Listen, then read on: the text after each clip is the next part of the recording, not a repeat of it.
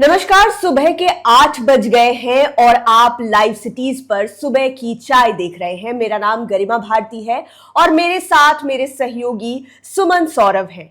हालांकि आज का दिन यानी कि 9 मई बंगाल के लिए बहुत बड़ा दिन है, लेकिन आज के दिन बिहार में क्या बड़ा होने वाला है, क्योंकि सुमन कल आप लोग दिन भर फील्ड पर थे, नए मंत्रियों ने अपने अपना कार्यभार संभाला ऑफिस में जाकर। सबसे पहले तो आप ये बताइए कि आज का दिन कितना एक्शन पैक्ड होने वाला है, क्या क्या होने वाला है, क्योंकि कल तो बहुत सारे वादे किए गए, जैसे जैसे मंत्री कुर्सी पर बैठते गए बोले कि हम ये करेंगे हम वो करेंगे। आज क्या लग रहा है आपको? देखिए, जैसे ही बिहार में नए मंत्रिमंडल का विस्तार हुआ है, इसके साथ ही मंत्रियों ने अपना पदभार संभाल लिया है। बहुत सारे मंत्रियों ने अपने अपने विभागों में जाकर के अपना कुर्सी संभाला। उसके साथ ही जो विभाग से जुड़े हुए जो ताबड़तोड़ जो फैसले हैं वह लेना भी शुरू कर दिए हैं, लगातार बयान दे रहे हैं। और इससे यह दिखता है कि नई जो सरकार बनी है, सम्राट सरकार, उसमें एक चीज तो भैया होने वाला है, वह है एक्शन। हर एक मुद्दे पर एक्शन होने वाला है। और ऐसे में जो नए नए जो मंत्री बने तमाम लोग, चाहे जो पुराने विभाग उनके अलग थे, फिर से नई सरकार में नया विभाग मिला, लेकिन इसके बावजूद एक्शन मोड में नजर आ रहे हैं। टीआरई 4 को लेकर के मामला हो या फिर हर एक मामले पर तमाम मंत्री जो है अपना बयान दे रहे थे और विभाग को लेकर के कह रहे थे। लेकिन बड़ी बात यह है गरिमा जी कि दिन भर कल जो है हम लोग लगे रहे, दिन भर घूमते रहे, अलग अलग विभागों में जाते रहे, लेकिन शाम का जो समय था उस समय बिहार के मुख्यमंत्री सम्राट चौधरी ने एक ऐसी बात कह दी, ऐसी बात कर दी जो कहीं ना कहीं नाजीर बन गई। सीएम आवास खोल दिया। दरअसल आपको बता दें कि आम लोगों के लिए सीएम आवास खोल दिया और सम्राट चौधरी मसीहा बनकर के लोगों के लिए खड़े हुए। सम्राट चौधरी ने सैकड़ों लोगों की वहां जान बचा दी। दरअसल राजधानी पटना में कल भयंकर आंधी आई हुई थी और उस दौरान जो सीएम आवास के आसपास जो लोग थे, उन्हें समझ नहीं आ रहा था कि क्या करें। सड़कों पर गिर रहे और थे। समझ नहीं आ रहा था किधर जाए क्या करें, क्योंकि देखिए सीएम आवास का जो इलाका है और उधर एक अन्य मार्ग का इलाका हो या फिर स्टैंड रोड हो, तमाम जो उधर का जो इलाका है वहाँ घने वृक्ष जो है, ग्रीनरी बहुत ज्यादा है, ग्रीनरी बहुत अधिक है और चिड़ियाघर के आसपास का इलाका है।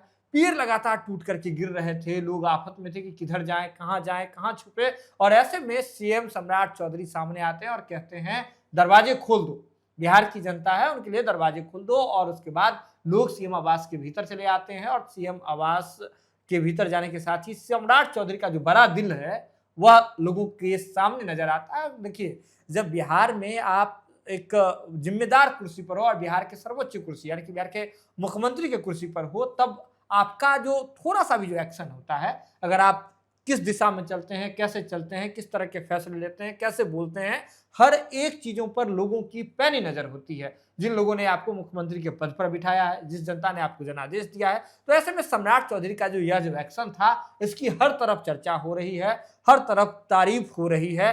लेकिन और भी बहुत कुछ हुआ है कल, जैसे कि टीआरई को लेकर के आपने देखा होगा कि किस तरह से टीआरई 4 को लेकर के जो छात्र हैं वो सड़कों पर थे कल। और लाइव सिटीज ने पूरे दिन टीआरई 4 की खबरों को कवर किया। हम बता देते हैं दर्शकों को कि अगर आपको उससे जुड़ी कोई जानकारी चाहिए तो आप पीछे जाकर वीडियोस में देख सकते हैं। हमारे सहयोगी ताज थे।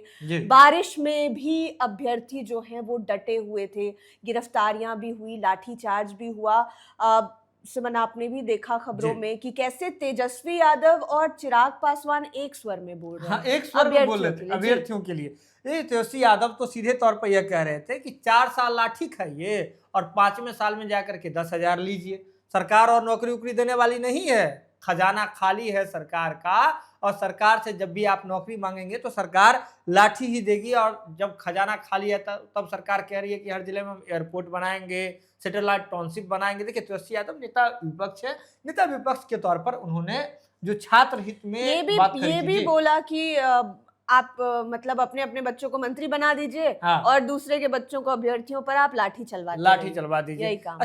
चिराग पासवान, गरिमा जी आप देख रहे थे कि चिराग पासवान जी भी तेजस्वी यादव के साथ इस मामले में खड़े हुए। चिराग पासवान ने पटना पुलिस को एक तरीके से उनकी निंदा की, और लिखा, क्योंकि बीपीएससी का जो मुद्दा है, छात्रों का मुद्दा, आप पक्ष में रहें विपक्ष में रहें, आप इग्नोर नहीं कर सकते बिल्कुल हैं। बिल्कुल। सबसे बड़ा वोट बैंक युवाओं का होता है, युवाओं से पंगा लेकर बिहार में किसी का भला बिल्कुल नहीं हो सकता है। चिराग पासवान बोले हैं, जिससे उनकी काफी तारीफ भी हो रही है। मैंने ट्विटर जो पोस्ट था एक्स पर, उसके नीचे मैंने सारे कमेंट्स पढ़े, तो वो लोग काफी पॉजिटिव नजर आ रहे हैं और उम्मीद रहती है खास करके युवा मंत्रियों से, युवा नेताओं से, जो स्टूडेंट्स हैं उनकी, कि ये हमारे एज ग्रुप का है, ये हमारे आसपास का है, तो ये शायद हमारी बात को समझेगा। और चिराग पासवान ने लिखा कि पटना पुलिस ने बेगुनाह अभ्यर्थियों पर जो लाठी चार्ज की है वो काफी निंदनीय काम है। आप ट्वीट के माध्यम से उन्होंने निंदा करने की कोशिश की है पटना पुलिस की, लेकिन साथ में नीचे जाकर उसको संभाल भी लिया है। ट्वीट का जब अंत हिसाब पढ़ेंगे तब आपको पता चलेगा कि चिराग पासवान ने कहा कि सरकार को बने हुए, कैबिनेट के गठन को हुए अभी 1 ही दिन हुआ है, तो आप धैर्य रखिए, आपका काम हो जाएगा। यानी कि पटना पुलिस ने अभ्यर्थियों पर जो लाठी चलाई, चिराग पासवान ने उस दर्द पर मरहम भी लगा दिया और अपने सरकार की तरफ से उन्होंने एडवोकेसी भी कर दी, बता दिया कि भैया थोड़ा वेट कर लो, हो सकता है कुछ अच्छा हो जाए, कुछ अच्छा हो जाए, चिराग पासवान ने कहा। लेकिन इसके साथ ही मुकेश सहनी की बात बता दें। मुकेश सहनी ने तो यह तक कह दिया कि जो सरकार,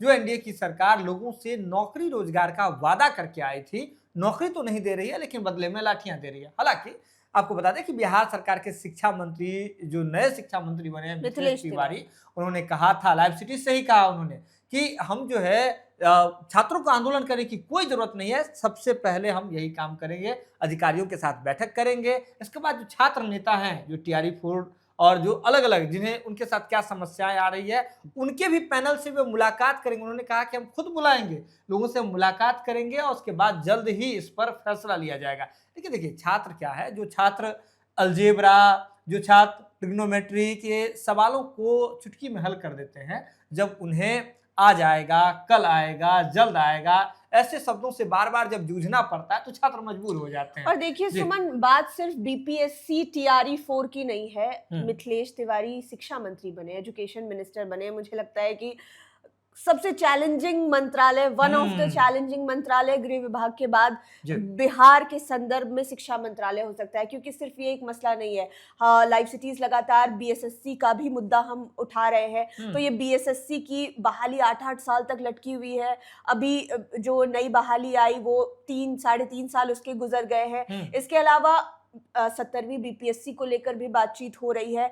कई सारे कॉम्पिटिटिव एग्जाम हैं, सरकारी कॉम्पिटिटिव एग्जाम्स हैं, जिसको लेकर छात्रों में नाराजगी है। और सबसे बड़ी बात है कि हम और आप कितनी कोशिश कर लें, कितने नोटिसेस लेकर आ जाएं, कितना भी हल लेकर आ जाएं, जो वक्त बीत रहा है उसकी भरपाई हम छात्रों के लिए नहीं कर सकते हैं, क्योंकि उनके पास इससे ज्यादा कीमती अभी के वक्त में और कुछ नहीं है। तो ये मिथिलेश तिवारी के लिए बहुत चैलेंजिंग होगा कि वो कैसे इसकी बागडोर संभालते हैं, कैसे छात्रों को शांत करते हैं। लेकिन गरिमा, कल एक और बहुत ही खास बात हुई थी, जब सीएम सम्राट चौधरी ने, जो नए मंत्री हैं, उन जैसे ही उन लोगों ने मंत्रालय को संभाला, उसके बाद सम्राट चौधरी ने तमाम मंत्रियों की एक बड़ी बैठक बुलाई और बहुत ही जरूरी बैठक बुलाई।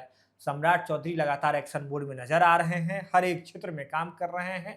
इसकी खबरें जो है लाइव सीरीज पर आप देख रहे होंगे। उस बैठक का सार क्या रहा? उस बैठक में सबसे बड़ी बात है जो सम्राट चौधरी ने सीधे तौर पे कहा है, जो बयानवीर नहीं बनना है, मंत्रियों से कह दिया है, अनर्गल बयान नहीं देना है, मीडिया पीआर इस सब चक्कर में बहुत अधिक नहीं पड़ना है। मतलब ठीक है, जो सरकार के कामकाज हैं उसको आप पहुंचा रहे हैं, लेकिन आप अपने विभागों की ही बस जिम्मेदारी उठाइए, आप अपने विभाग का काम अच्छा कीजिए और विभाग में और जगह अपने आप अच्छा काम होगा। मतलब दूसरे के विभाग को लेकर आप कोई वादा नहीं कर सकते हैं, कोई कटाक्ष नहीं कर सकते हैं, अपने विभाग को जितनी अच्छी तरीके से देख सकते हैं वो करना।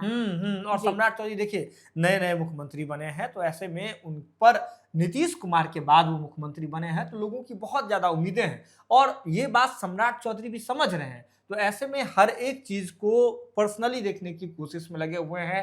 मंत्रियों को साथ में बुला करके बैठना, उनसे बातचीत करना, उन्हें निर्देश देना, उनसे उनके विभाग में क्या चल रहा है इसके बारे में जानना। इसके साथ ही देखिए, जहां आपको याद होगा एक आदेश जिसमें सम्राट चौधरी ने कहा था कि सीएमओ से थाने जो है, अंचल है, ब्लॉक है, उसकी निगरानी की जाएगी। तो आम जनता से लेकर के खास लोगों तक हर जगह सम्राट चौधरी की नजर है और यह कहीं ना कहीं सम्राट चौधरी को और खास जो है वह बना रहा है। तो देखिए, एक तो शुरुआत में आपने बात कही कि जी। सीएम ने सीएम हाउस के दरवाजे आम लोगों को के लिए खोल दिए। हाँ। फिर अभी आपने बताया कि वो आदेश निकला कि पुलिस, थाने और अलग-अलग विभागों की जो पूरी निगरानी है वो सीएमओ से की जाएगी। जी।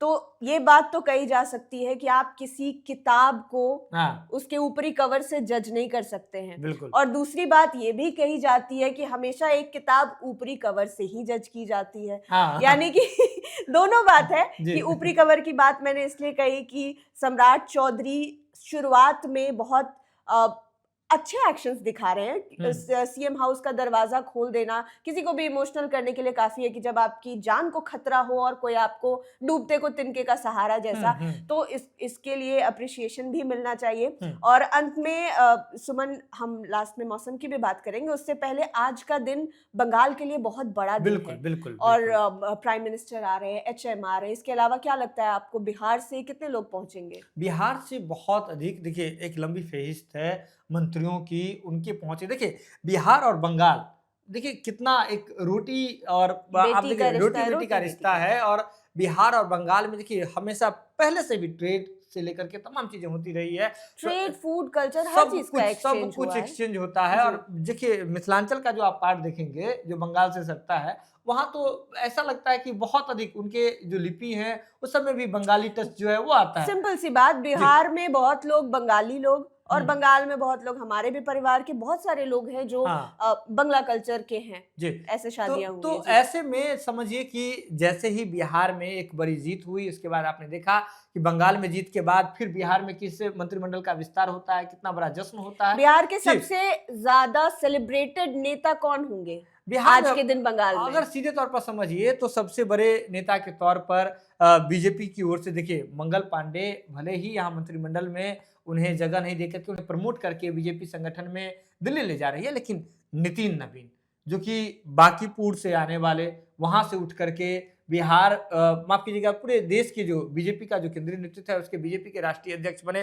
तो नितिन नवीन तो वहां होंगे ही, जीत के मास्टरमाइंड कहे जाते हैं। आपने देखा होगा कि जब बंगाल जीते तो प्रधानमंत्री ने कैसे उन्हें गमछा उड़ा करके उन्हें क्रेडिट दिया था, हाथ पकड़ करके लोगों के सामने ले आए थे कि धुरंधर बताया था कि ये हमारा धुरंधर है। नितिन नवीन तो होंगे ही। मंगल पांडे देखिए बहुत ही बेहतरीन उन्होंने काम किया और प्रभारी थे बहुत ही, और उनके नेतृत्व में ही बहुत कुछ हुआ है वहां पर बंगाल में। तो मंगल पांडे होंगे ही। इसके साथ ही सम्राट चौधरी नए तेवर के साथ आए हैं, नए क्लेवर के साथ आए हैं, बिल्कुल वो भी होंगे। और बहुत से ऐसे लोगों की लिस्ट है जो दिल्ली, माफ कीजिए, बिहार से जो है बंगाल जा रहे हैं। लेकिन इसके साथ ही जाते जाते एक और हम बड़ी बात बता दें कि सम्राट चौधरी ने सिर्फ लोगों के लिए ही दरवाजा नहीं खोला है, उस लोगों में आम लोग के अलावा खास लोग भी हैं, कई नेता भी हैं जो सम्राट चौधरी से लगातार मुलाकात कर रहे हैं। आपको याद होगा कि आरजेडी कोटे से आने वाले जो विधायक हैं जिन्होंने राज्यसभा चुनाव में वोट नहीं दिया था, आपको याद ही होगा उनका नाम, वे जो हैं उन्होंने सम्राट चौधरी से मुलाकात की है। आरजेडी के तो वो विधायक जो वोट नहीं दिए राज्यसभा चुनाव में महागठबंधन के प्रत्याशी के लिए, उन्होंने जाके मुलाकात कर ली है, जवाब बताया, जो एक नॉर्मल सा जवाब होता है, हम अपने क्षेत्रवासियों के लिए मिले हैं।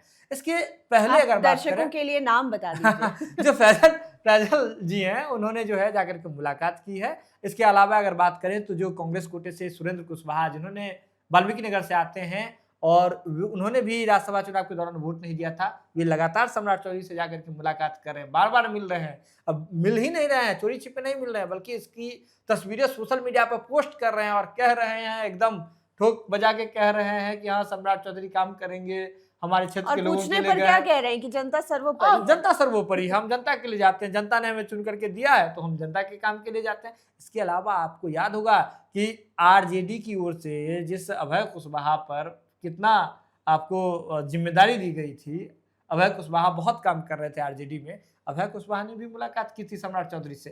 तो सीधे तौर पर समझिए सम्राट चौधरी अभी सिर्फ एक दल के नहीं, एक गठबंधन के नहीं, बल्कि अन्य गठबंधन जो विपक्ष के जो दल है वहां भी खलबली मचाए हुए हैं।